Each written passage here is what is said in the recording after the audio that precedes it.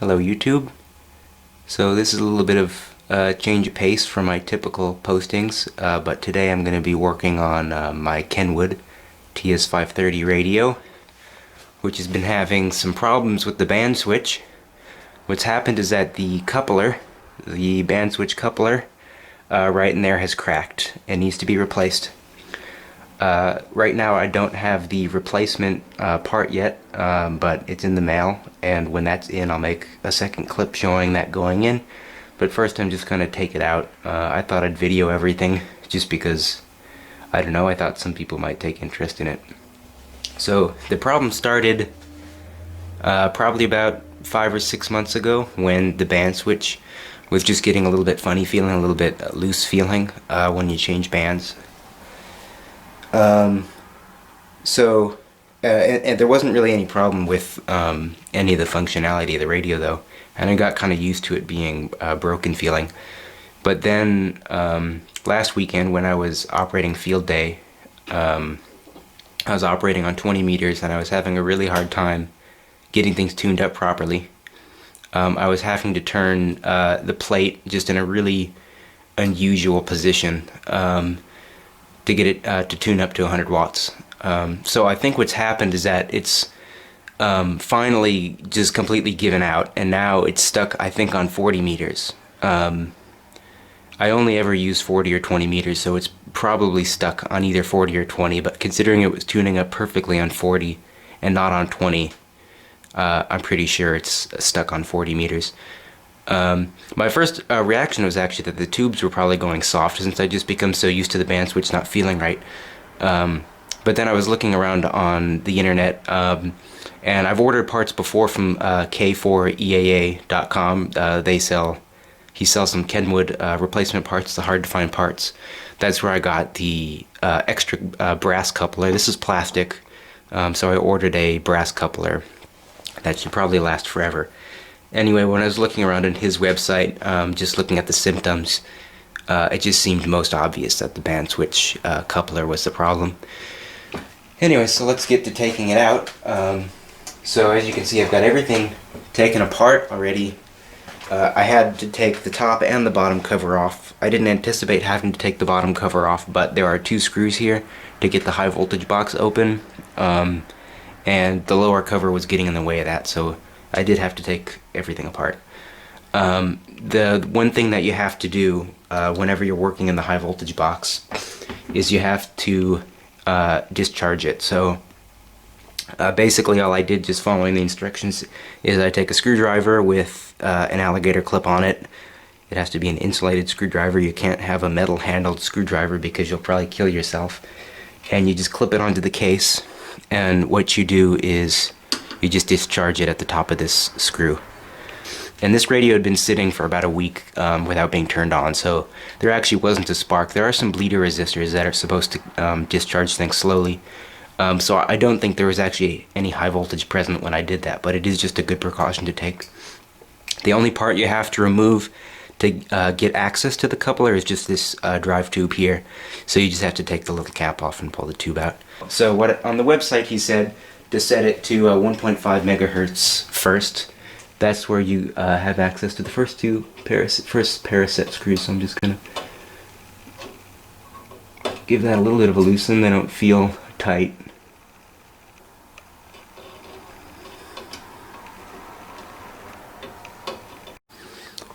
Okay, so I looked back at K4EAA.com, where he's got a little article on how to do this all properly. So one of the issues is that we've got all the coils right here, which are very easy to damage. So the coupler can't come out this way. I assumed it could because this hole here is the perfect size to let it out, so I assumed that it could just pull out this way. He also said if you're having trouble, you can just kind of break it, because it's already broken. Which, that seems like that would work pretty good, so I'm being kind of rough, but I'll try. This might not be the right tool for the job, but I think if I take the screwdriver and just kind of get in one of those little notches, I can just break this. Okay, that worked pretty well. Now I just don't know how to, like, get that out. I think I might have not loosened these screws enough because the one attached to the Bandswitch shaft is not wanting to cooperate. Okay, so it's colliding with the couplers now. Now I see what the problem is. Just like he was saying on the website. Or not colliding with the couplers, it's colliding with the coils. Which it could potentially damage them. Those two in the front are just for 10 meters, so nobody really cares about that. Okay, so what I just did is I got the front bit forward. I got this one out, okay. And then I should be able to get this one back in the space now that that one's gone. Okay, so it's now Saturday, and I've come to the realization that the Allen key I was using, this Allen key is what I was using, isn't actually the right size. I thought it was a 1.5 millimeter, and it did just barely fit. But it actually wasn't turning the screws, and it was kind of dark in here, so I couldn't really even tell that it wasn't turning the screws. But when I got a closer look, I realized that it wasn't. So today I went to Agway and I picked up the right size of key, and then also in the mail today I got the brass coupler from Ken. So that's what it looks like, and it's got the same set screws on it. So that should be very nice. We're just gonna give this another shot. Okay, yeah, that makes a lot more sense. It actually feels like I'm turning something. I'll actually think I'll pull it out here. Out here I can kind of get a better reach at it.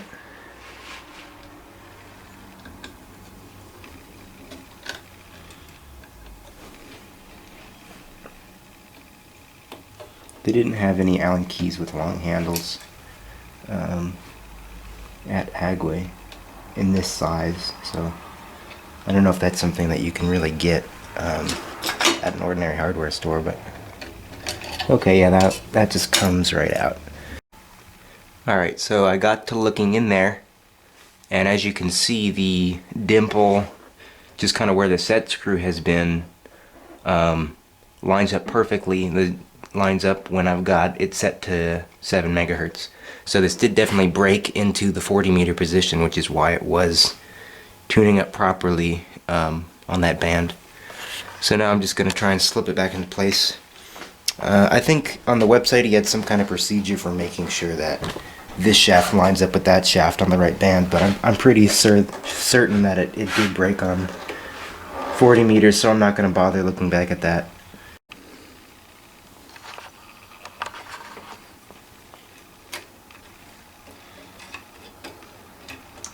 Alright, I got it.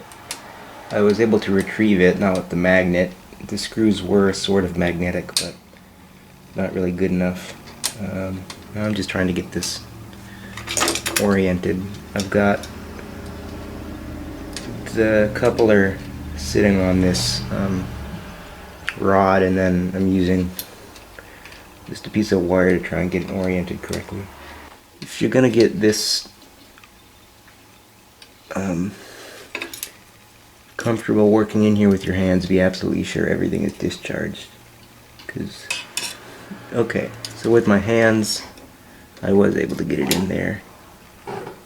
It's not really oriented the way it should be though. Okay, that's a good thing to note. If you're gonna, before you put that on there, make sure the screws are loosened, because you're gonna have a hard time. I think I'm gonna have to take it off, unfortunately, because I don't think the screws are loose enough. Yeah, the screws are pretty far in there, so just make sure when you're doing this to loosen the screws so that they're not protruding too much. Otherwise you're never going to be able to get it on the shaft. This isn't that hard to try and just kind of feed it in from the back here through the hole. It's hard to get it out through the back because the coils get in the way, but this hasn't been so bad getting it back in the front. Okay.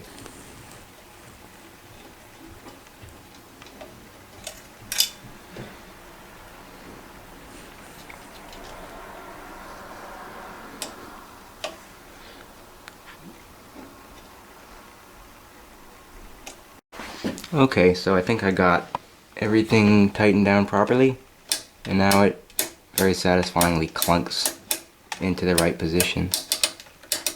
So I think everything is good. I'll just gonna give it a tune-up and see if it tunes it properly on the right band. If it doesn't, then I know it's not set to the right band back here, but I think we should be good. Okay, so I'm set up on the back porch with the buddy stick antenna set up to 20 meters, and then I've got my antenna tuner just so we can look at the output, and everything is set up on pretty normal settings. Previously I had to turn the plate like all the way over there to get it to work, because as I said it was stuck in 40 meters, but I'm on 20 meters here, and I'm getting a full 100 watt output in CW mode with pretty good SWR, but that's not really relevant. So that's all working fine. The one issue here is that if I clunk the switch, you know, right in the middle, the display doesn't come on because nothing in the front end is working. So I have to kind of tweak that. So it's not really lined, the front end and the back end switch aren't really lined up. So I'm gonna have to take it apart again and fix it. But otherwise it pretty much works. The repair did what it was supposed to do. Okay, well, thanks for watching.